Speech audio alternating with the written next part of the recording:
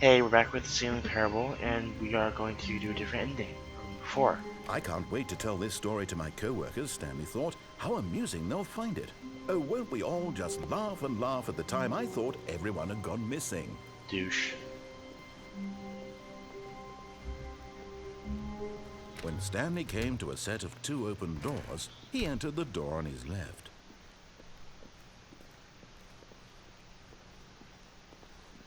Yet there was not a single person here either.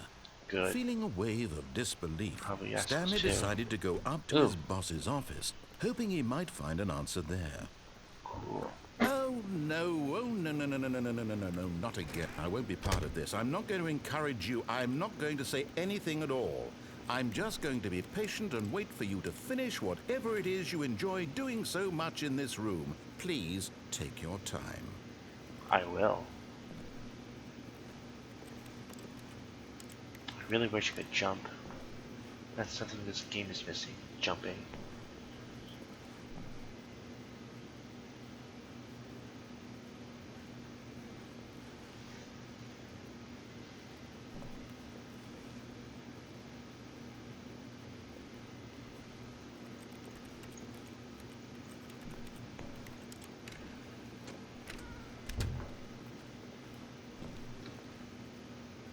No need to keyboard. Coming to a staircase, Stanley walked upstairs to his Okay. boss's office. We're going up. My version of up. Up, up, up. We are definitely going up. But Stanley just couldn't do it. He considered the possibility of facing his boss, admitting he had left his post during work hours. He might be fired for that. And in such a competitive economy, why had he taken that risk? All because he believed everyone had vanished? His boss would think he was crazy. And then something occurred to Stanley. Maybe, he thought to himself, maybe I am crazy. All of my co-workers blinking mysteriously out of existence in a single moment for no reason at all? None of it made any logical sense. And as Stanley pondered this, he began to make other strange observations.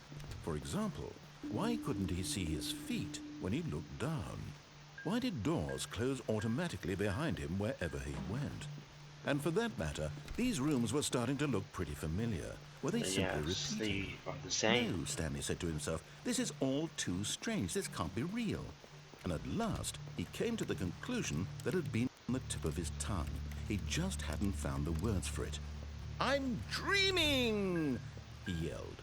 This is all a dream. Oh, what a relief Stanley felt to have finally found an answer, an explanation. His co-workers weren't actually gone. He wasn't going to lose his job. He wasn't crazy after all. And he thought to himself, I suppose I'll wake up soon. I'll have to go back to my boring real-life job pushing buttons. I may as well enjoy this while I'm still lucid. So, he imagined himself flying and began to gently float above the ground. Woo! Then he imagined himself soaring through space on a magical starfield, and it too appeared. It was so much fun, and Stanley marveled that he had still not woken up. How was he remaining so lucid? And then perhaps the strangest question of them all entered Stanley's head. One he was amazed he hadn't asked himself sooner. Why is there a voice in my head dictating everything that I'm doing and thinking? Because you're Now crazy. the voice was describing itself being considered by Stanley, who found it particularly strange.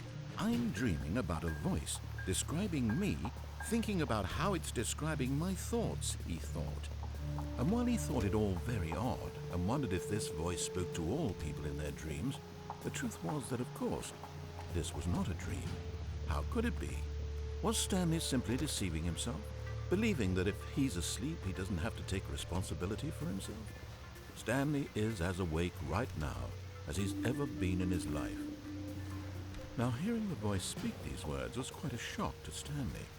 After all, he knew for certain, beyond a doubt, that this was in fact a dream. Did the voice not see him float and make the magical stars just a moment ago? How else would the voice explain all that? This voice was a part of himself too. Surely, if he could just... He would prove it. He would prove that he was in control, that this was a dream. So he closed his eyes gently, and he invited himself to wake up. He felt the cool weight of the blanket on his skin, the press of the mattress on his back, the fresh air of a world outside this one. Let me wake up, he thought to himself. I'm through with this dream. I wish it to be over. Let me go back to my job. Let me continue pushing the buttons. Please, it's all I want. I want my apartment, and my wife, and my job. All I want is my life exactly the way it's always been. My life is normal.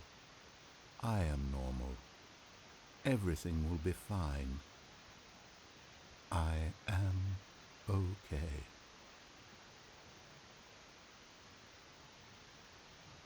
Well, damn. Stanley began screaming. Please, someone, wake me up. My name is Stanley. I have a boss. I have an office. I am real. Please, just someone tell me I am real. I must be real. I must be. Can anyone hear my voice? Who am I? Who am I? And everything went black.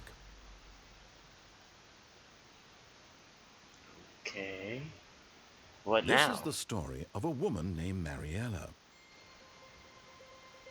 Mariella woke up on a day like any other. She arose, got dressed, gathered her belongings, and walked to her place of work. But on this particular day, her walk was interrupted by the body of a man who had stumbled through town talking and screaming to himself, and then collapsed dead on the sidewalk. And although she would soon turn to go call for an ambulance, for just a few brief moments, she considered the strange man. He was obviously crazy. This much she knew. Everyone knows what crazy people look like. And in that moment, she thought to herself how lucky she was to be normal. I am sane. I am in control of my mind. I know what is real and what isn't. It was comforting to think this, and in a certain way, seeing this man made her feel better.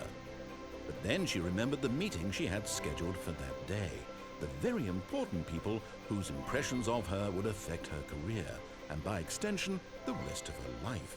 She had no time for this, so it was only a moment that she stood there, staring down at the body. And then she turned and ran.